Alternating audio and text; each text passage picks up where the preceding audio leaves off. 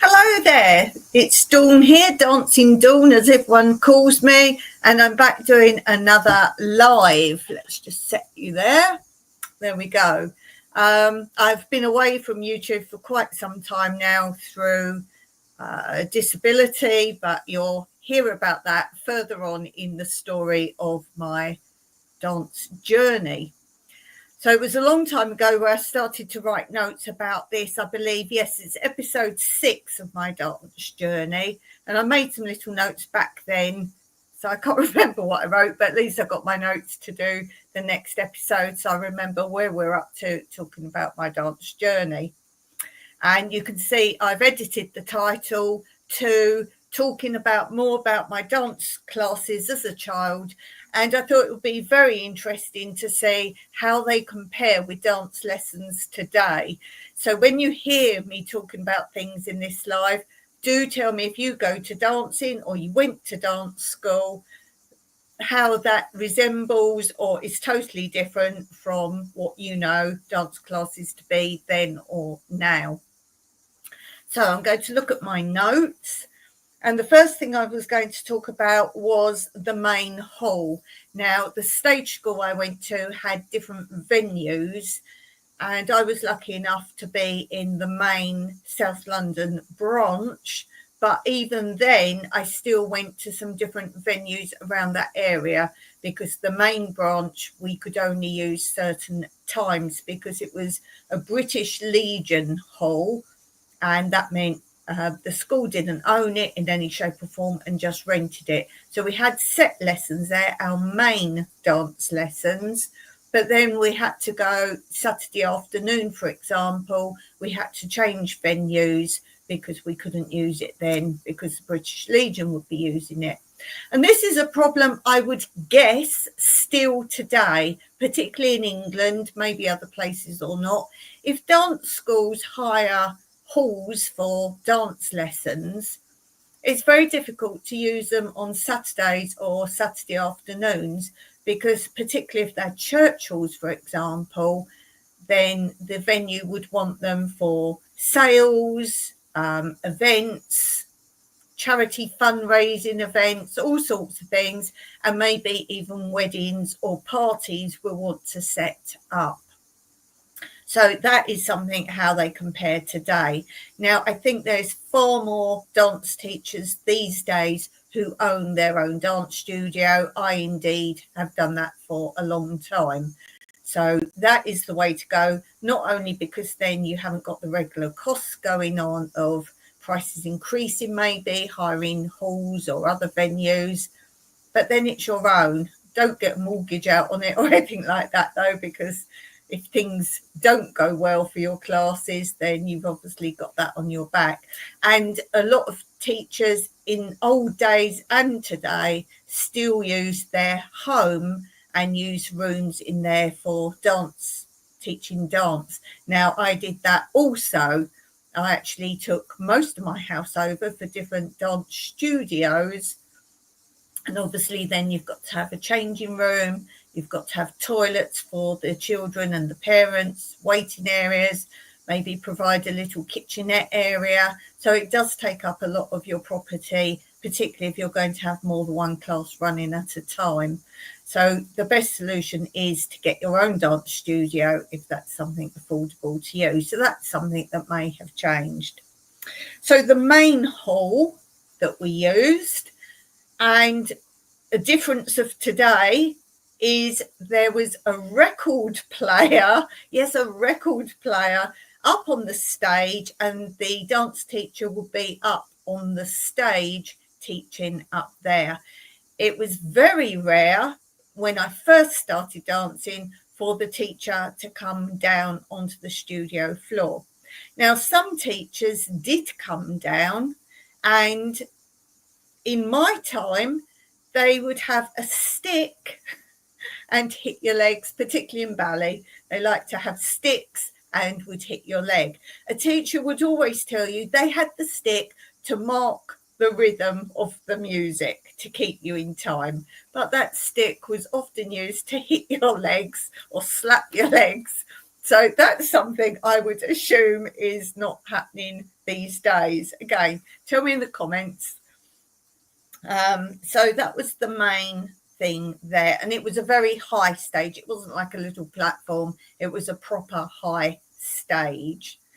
So records weren't so bad to use. Obviously, you got to carry a big record player and a big case of your records, and for ballet particularly, it was mostly LPs, long play records, like full albums of ballet music.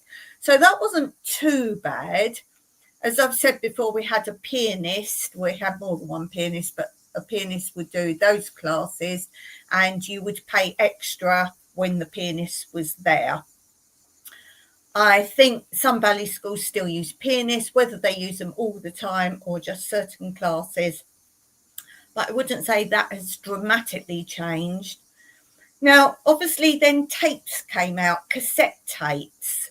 So the records are gone, and you thought, wow, I've got this tape, I can run it forward, run it backwards.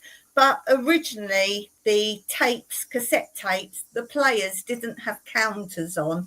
So you'd have the same music in the same order. And obviously, if you were practicing a dance and the teacher wanted you to go back over a bit, you had to run it back and then guess, well, hold on, whereabouts is this music, and try and pick it up from there. Now, I would say that was actually a very good thing, because now if you play a random part in a dance piece of music, I'm very quick picking up what that phrase is, what step I'm on, where that is. Whereas young children now, I don't think they can do that so well. I don't think they can pick up a phrase or middle of a phrase and know exactly where they are.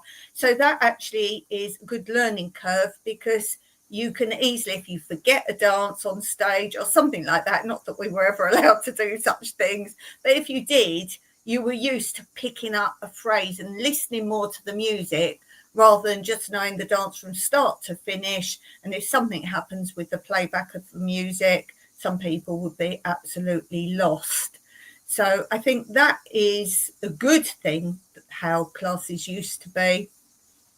And then from that, obviously, went into things like CDs, compact disc, and they did jump. I don't care how much people said they didn't jump like records did.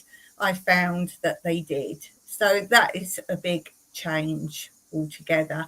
And obviously now you can take your phone with the music on, or a small laptop. How does your teacher, or you if you're a teacher, play music mostly in your classes today? So in the main hall, the teacher, as I said, would stay on the stage mostly.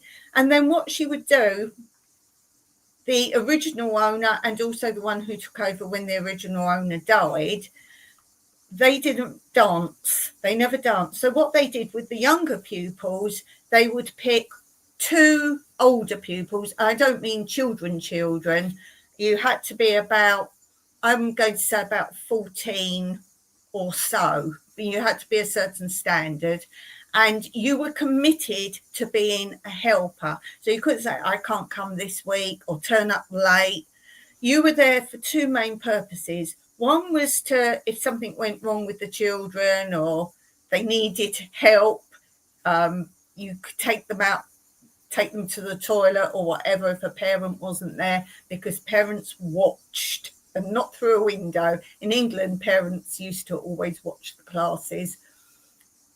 So you were there for that. You were there for helping tie shoes. If tap shoes came undone, you would be as a helper to do that.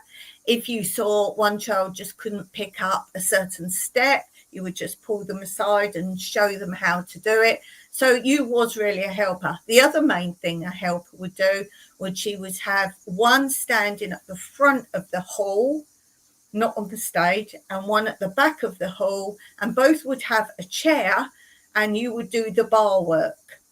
So you would be the leader, showing them like a teacher at the front of the hall when they were facing the front, because the bars would be down each side. And then when they turned round the other way, you could actually rest. You could sit on your chair, and the help at the other side would do it that way. And that really helped, I would say, to become a teacher, because when they were doing things in a line in the centre, you would do, one helper would face the same way as them, being in front, and one would be next to that helper, but facing the children. And if you're facing the children, you had to reverse everything. You had to learn left is right and right is left. So you were doing it mirrored to the children. So they could either copy that helper, mirror fashion, or they would look at the other helper, which was facing the same way as them, facing the front, and you could copy them. And if you had a big class, they would spread out the helpers. Or if you had a massive class with several lines of children, the helpers would stand between those lines. So you'd have the one at the front, and then depending on how many lines there were, if there were quite a lot, the other helper would be quite near at the back between those lines. So you could always see them. I don't like, and I still don't think it's correct, when people have young children helping. It's one thing to hold hands with tiny tots, but other than that, you need people who can dance properly to help out. You couldn't just be a helper, you had to be a certain exam grade, and you had to be very good. You don't want a child demonstrating in the front that doesn't dance very well. So I don't like when lots of little girls go and help. I helped out first of all because we were a big stage school, and there were a lot of, as I said, I was the youngest always in my class. I've told you before why I was the youngest, even though you were in age groups. I've explained that in a past episode. I think the first episode of this series of my dance journey, possibly, that's the one it said. And because there were so many in my class, and because I was the youngest, obviously all those wanted to help out first. Now, as I said, we had different branches, and what I had to do to help out, if I wanted to help, I had to go to another London branch. And the main teachers weren't there. It was the sub-teachers taking children from different areas that couldn't travel to the main branch, or the classes were too full. So the teacher said I could help out only if I was willing to go. I'm going to say it was probably 20 minutes or maybe even 30 minutes by car to this other venue. And my mum said yes, if that was the way to get me to be a helper, because obviously it raises your kudos to be a helper. And she thought it would be good for me because I was a quiet child, to help out. And luckily the teacher was a really, I'm going to say soft teacher, that's not the right words, but a really kind, gentle teacher. And it was probably the best teacher I could help out with, because I was going to be calm, not be helping out the principal, the main teacher. So it was probably the best way to get into that anyway. So I had to go to, if anybody knows the area I'm from, this venue was in a place called Mitcham, and it was Pollard's Hill, and it was like a big community centre. I think that was my first dealings with Pollard's Hill. I think it was my first dealings there. Possibly my older sister had been there for a lesson. If you wanted to do random lessons, there was often time space at Pollard's Hill. So I went to Pollard's Hill and I helped out a lovely teacher there. And she helped me along. She said, oh, look, the child's lace is undone, do that up. And she basically taught me how to be a good helper. And I was quite shy of her because I think there was a break, a little, I can't remember what day it was. I think it was an evening, must have been an evening, but early evening, maybe after school. So I had to finish school and get all the way over there. And it was like a sort of snack time, little break time between, I think, younger ones and older ones that were coming later. And I was like, oh, where do I eat my apple or whatever it was? And I thought, oh, would I have to go out and sit with the children that are having a snack outside? And I sort of stood there with my apple, and she went, oh, come and sit with me. And I was like, oh, sitting with the teacher. So I was always a little apprehensive there. And I tell you, the worst bit of that was there was a tap class there I had to help with, and it also brought my tap up because my mother didn't want me and my older sister to do tap exams. I assume budget wise, so she said that's your worst subject, or the subject you wouldn't need as much as the other things. So we didn't do tap exams. So obviously I didn't fall behind, but I wasn't as good at that point as the older girls anyway in my tap class. So by helping out, it probably helped me get more into the theory of the tap and learn things that obviously I would have learned more if I'd done the tap exams. So I did the tap there, and that really helped. But for the show dance there, tap normally always had singing.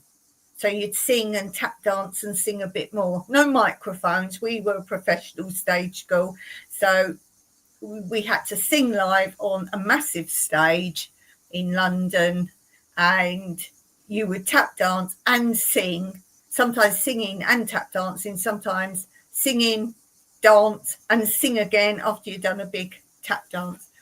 Anyway, she's trying to get the children to learn the words.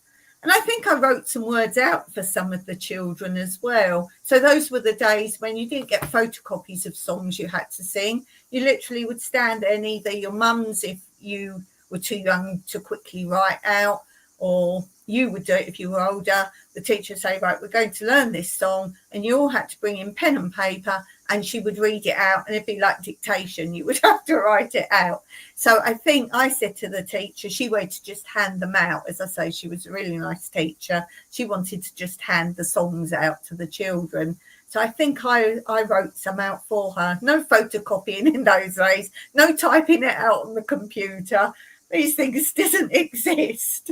So handwritten, and I think I did that. Anyway, the bit I didn't like was she said, right, so we'll sing the first line. Dawn, you sing it, and then they'll sing it back. And I was never a singer, only because my mother said, Dawn, you're not a singer. Don't sing. It's not very nice. So from that day, I did singing. I had to do, as I say, in shows and that. But until I got my confidence as a much older child, I always thought, I must be awful. I don't want to sing.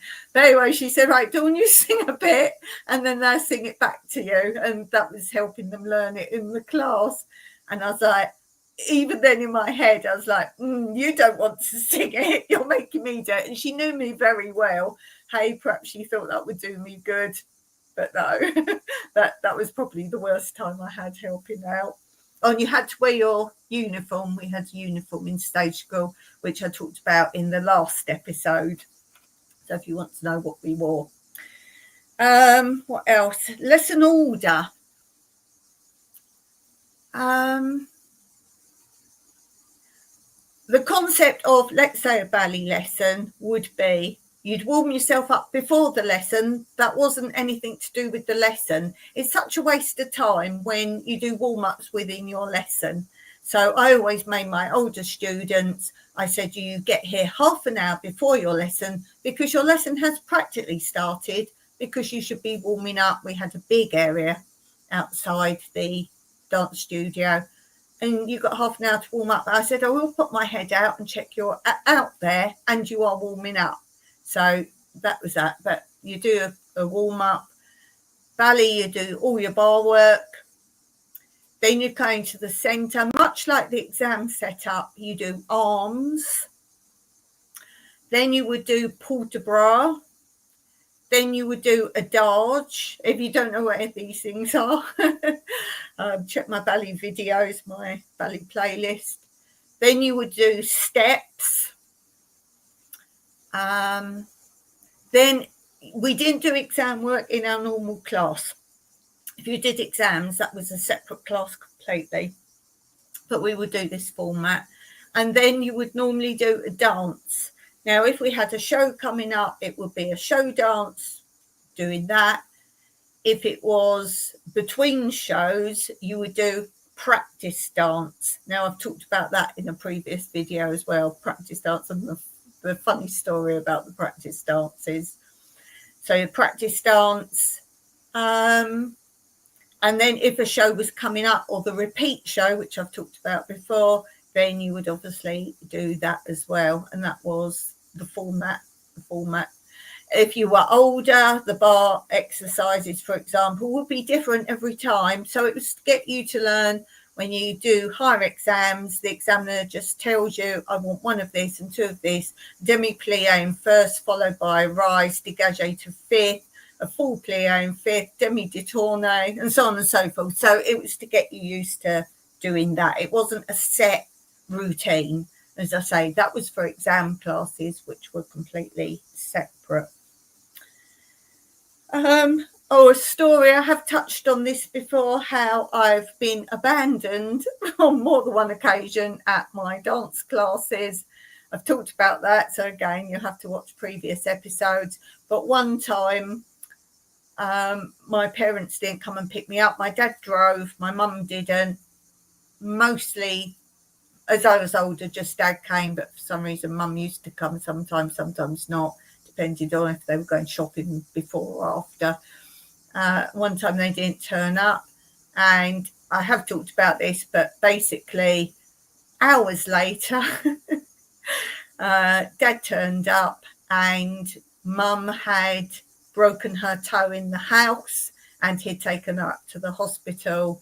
And when they got back from the hospital, they'd kind of forgotten that they should have picked me up. And that was more than one occasion. It happened 2-3 times when they left me behind. And I was told, whatever happens, don't go anywhere. Stay where you are. Someone will come for you eventually. And I was such a good girl, always did what I was told, or I would be in trouble. So that was that. And another time they left me in the afternoon of Saturdays. As I say, you had to change halls. And we went to a community centre called Rose Hill. Now think of it like a big old house. So it was more like that. It was an old house originally, and there were lots of rooms. And that is where we were. It was turned into a community centre, but it was still basically the old house. It had fireplaces in, a couple of rooms. It was very old and derelict, shall we say. There were it was lino floors because, as I say, it was a community centre, and they had a nursery school in there in the mornings. We only used that on a Saturday afternoon. We didn't use it during the week. So I assume there were other clubs or things there. And it had really big stairs. I remember the stairs there. At one point they said, rules have changed. We need to build a fire escape. That's the difference of today, isn't it? And they built from the top floor, I assume because there were so many children in and out of there. It wasn't the dance school doing it. It was I don't know, the local council had suddenly been told, hold on, you need a fire escape. So I remember there was a bit of a laugh going on, and they said, come and look at this fire escape. And we went to have a look. It was just a back door that was upstairs. It was just like a door that they'd put in, a normal door, not a fire door. So we could go up and down it. But the fire escape was just a staircase, like a normal sort of goes along, round, down. A normal staircase built completely of wood. So I remember that. That was quite funny. That was a memory there. I didn't really like any lessons there because, as I say, it was a house. They were rooms and they were quite small. Now, this was our exam lessons in there. So the classes were much smaller. It could vary in size, obviously. I think some little ones had classes in there in the morning because they'd booked it all day. But us older girls came later on. And I stayed there till about 5:30 at night, I think. And then it ended up 6 o'clock because specials, which I've talked about previously, you had your lessons at the end of the day if you were in specials in different rooms. So I finished at 6 o'clock, and my Saturdays were long because I had my first class at the main hall started at 9 o'clock in the morning. So I literally did dance most of the day, had lunch break when we switched venues, but that was it. So I didn't like lessons at Rose Hill because, as I say, they were small. And when we got bigger, all right, there'd probably be, I'm going to say, nine people, big, like old teenagers. Let's say I'm about 15, so they're probably up to the age of 17, 18. No, I think some were older, 19 maybe. And there might not be many of us, but when you're trying to kick and do sliding splits across the room, there isn't room. Now, most of the rooms were small. There were two bigger rooms. One was upstairs, and the teacher had been allowed to put bars on one wall. That was okay, as long as if we were doing those sort of steps, she had time to split the class. So, right, one of you do it or do it in twos. That wasn't too bad. That room was okay. If you were told you were in that room, because we'd switch around, you didn't have a set room. Depending on if the main lady was there, she would be in that room regardless of what she was teaching, because she's not going to go to that little room. So we'd get switched. There was a room downstairs. It was originally two small rooms, but at some point they took down a wall in the middle and it made it one long room. But this had fireplaces in, so it wasn't very wide. Although it was longer, it wasn't wide, so you didn't have much depth, and that didn't have bars or anything, but mostly we'd be in that room in the end, or the one upstairs. Although I do remember when I was doing my last ballet exam, so we're talking I was older and needed more space, we got put in a room that used to be the store room for the chairs because I think she had more classes that needed to use on Saturday. So everything got cleared out of that. Originally, that was our changing room, but it was stacks of chairs in there, and it was just somewhere you could go. And in there, we were trying to do ballet, holding these, they were metal frame chairs with canvas backs and canvas seats, and you try and sort of do your ballet on those. They weren't high enough and they'd tip. And then we couldn't even do grand battement, point lift, point close. There were too many. Even if we turned diagonal, there just wasn't room. And I think that was a bit appalling when this was like a really hard exam. We couldn't practice exam work properly in our exam class. So that was a downside. Yes, watching. I've talked briefly about watching. I know America is very different. I don't know if it's always been so, but mostly in America, they don't let you watch classes, or they have a window. They have to make a window in the studio to watch. So there, if you were in the main hall, there was nowhere else for the parents to be. They watched. They all sat, they had chairs there and watch in the main hall. But we were trained enough that even when we were little, you would have heard my story about going back to my mum. You just didn't do that. If you were young and you kept going back to your mum, the teacher would say, don't bring her back till she's not going to need to come back to mummy anymore. Of course, if you needed the toilet, you weren't really supposed to go in the lesson, but she's going to let little ones go. You didn't ask to go. You just went back to your mum and your mum took you to the toilet. But that was a thing you was really expected to go before the class. But anyway, so if we were in Rose Hill, as I say, the rooms were so small there you just couldn't have got anyone watching. So it was a given that there was upstairs, there was downstairs and upstairs. There were 3 rooms downstairs, and then upstairs there was this other big room. And then, as I say, we ended up dancing in the storeroom.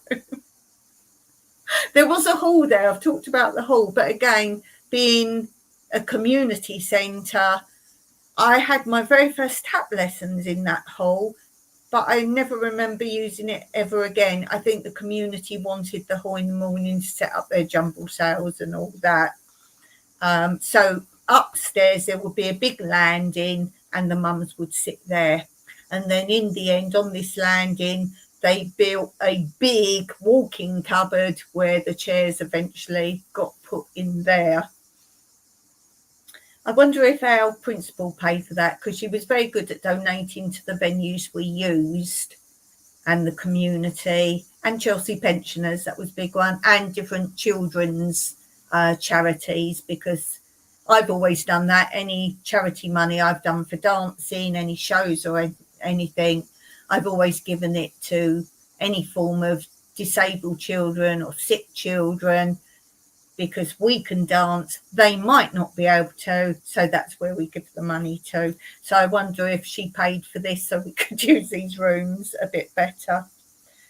Then there was another venue. I've talked about Pollard's Hill. She had St Barnabas, which was somewhere else over Mitcham Way somewhere, I think that was. And then she had another venue, which was quite near, walkable to our main hall that I used on a Saturday morning. She had classes there evenings as well, like the adult class would be there, and the Thursdays that I've talked about before. The Thursdays, look back at that. And this other building was, I think again, it's a community hall. Now this was modern. I don't know if it had just been built, but it was fairly new, and this was called Hill House. And we loved having classes in there. In fact, one year we had our exams in there. There was some reason, because the exams would be done in the Saturday hall, and exams were always on a Sunday, all day Sunday, all exams from early in the morning to, I don't know what time they finished, but all exams would be done there. But one year, I don't know why, but we had the exams in Hill House.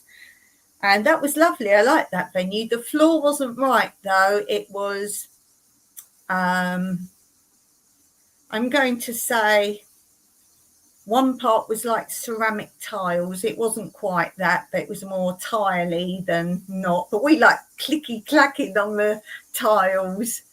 And I had one of my dance teachers' exams actually at Hill House. So I remember that one. And we liked going to Hill House. Now, I don't know if she didn't use it because she couldn't have it as often, or I'm going to guess it was a lot more expensive because it was nice. It was really, really lovely. And no, I don't think I had my exam. No, I didn't have one of my teacher's exams. I had one of my teacher's exams at Pollard's Hill, which was very bizarre. We all had to travel like a long way to do there. I think because that... Yes, when we had exams in the main hall, we danced this way because the stage was at the end. But Pollard's Hill, we could dance that way. It just made sense. That was why. So we liked Hill House because when we were there was like a big area where we danced, but there was sort of a annexy bit. You could see it was sort of open, and there would be a full-size trampoline there. And we were big then. I was probably about 14, something like that. And we were like crazy big kids, and we'd like go on the trampoline and that before the lesson. And then there was a message the next time we were there: you've been asked, can you not use the trampoline? Well, who told? I think they're just saying that. But every time since then, the trampoline was closed. So whether our dance teacher had told them, you need to close it, or I don't know, but it was very odd.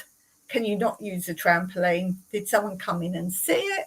But the answer was, we'll close it then, put it away. The exam days I've talked about was in our main hall, and I think I'll do another whole episode on exams and the associations that we did exams for and the rules of exams. I think I'll do a whole separate video about dance exams. It's a massive subject. If you've got any questions about dance exams, do put them under this video, and then I'll include your question and give you a shout out if I use your question. So what questions do you have about exams? And I can tell you the best associations to do exams with, and why you should do exams It's actually quite important. And that's basically it. I talked about we had different classes for classes and exams. So you had to do the class subject in order to do the exam, and everyone passed the exams. But if you didn't pass the exam, you would have to go back and do that exam again. But I don't know anyone who failed a dance exam. You might have just got a pass. And I'll talk about how that is marked and how that's changed as well. So they were very serious, the exams. And I remember doing the exams. This hall, as I said, there was nowhere for parents to sit. You would go in and there'd be like a small area, like a vestibule, a small like lobby. And then off that lobby would be the toilets. And on the exam day, she would put chairs there and outside, and you'd have to wait there, and that's where the parents waited. She didn't really want parents there unless they were for little children.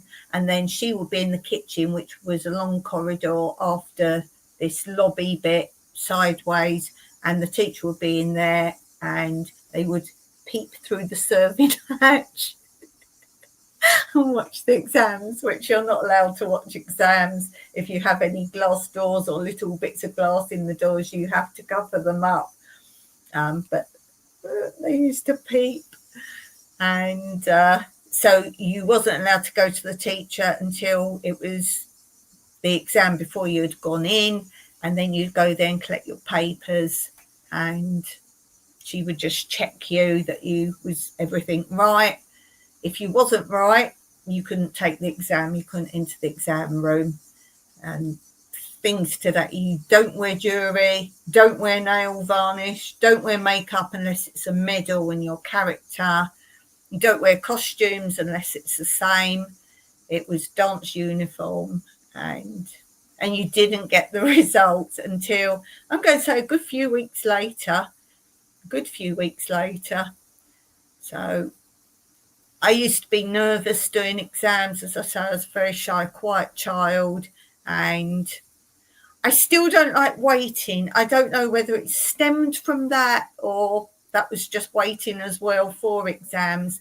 I would rather turn up somewhere, be ready, turn up somewhere and go in. So I'm someone who doesn't do that. If I've got an appointment or something, I like to get there early. I'm not one of those like an interview and turn up, but that's what I prefer, is literally turn up when it's time. Or if you're going somewhere and you've got to wait your turn, well, tell me what time to be here. I'll go away and come back, So it was the waiting that got me.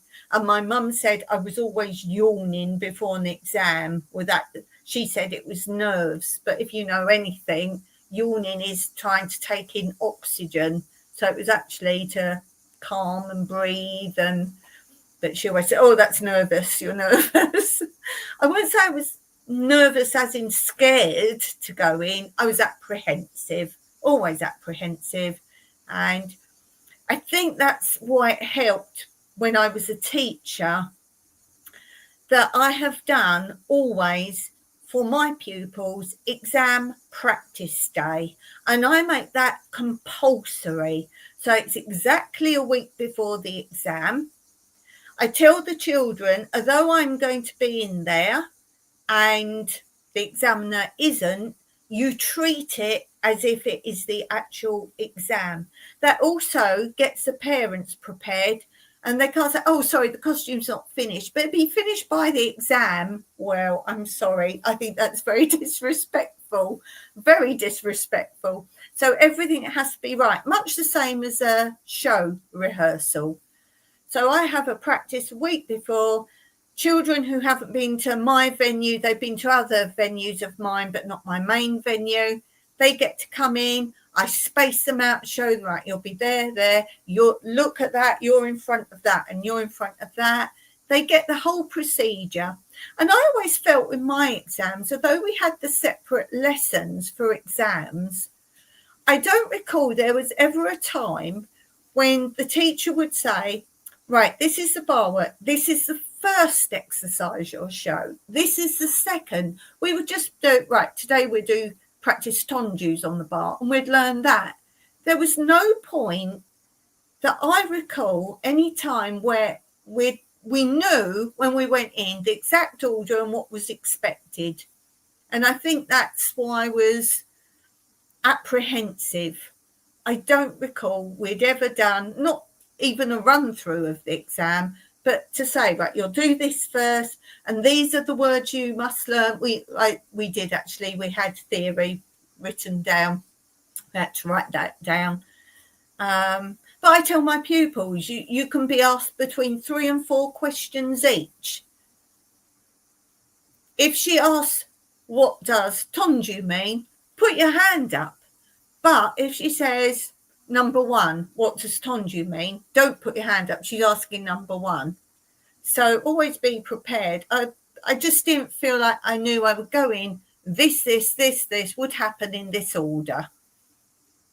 So I think I learned so much from being a pupil and helping out that actually helped make me a better teacher. I always think, what would I have liked? I'd like more clarity. Shows I would like, for me, it was different at my stage school how it was. But I'd like to know, right, you come on when this has happened, then you know you'll be next. I just like to really make them feel comfortable and that kind of thing. So let's do today's quote corner.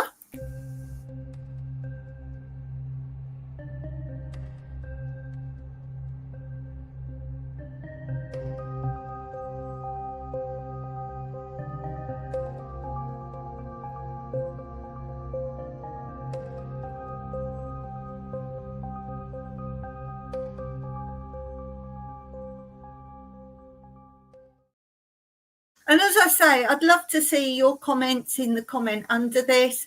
And also, if you've got any dance questions in any respect, do put them under, because next I will be doing my next live, another Q&A. I'm going to do one video, a Q&A of random questions, but some of them spark an idea or a theme for me. And then I do one live on a specific question. So do put your comments below and your questions below, and as I say, anyone I mention or that I use your question, then I will give you a shout out. And I love all of you that have been giving me your talk, your comments about your dance, whether it was you've learnt to dance now, you've been inspired by my videos, you've learnt to dance through my videos, or just remembering dancing. So thank you so much for watching. I really appreciate it. Don't forget to hit that thumbs up on your way out. Until next time, as always, happy dancing.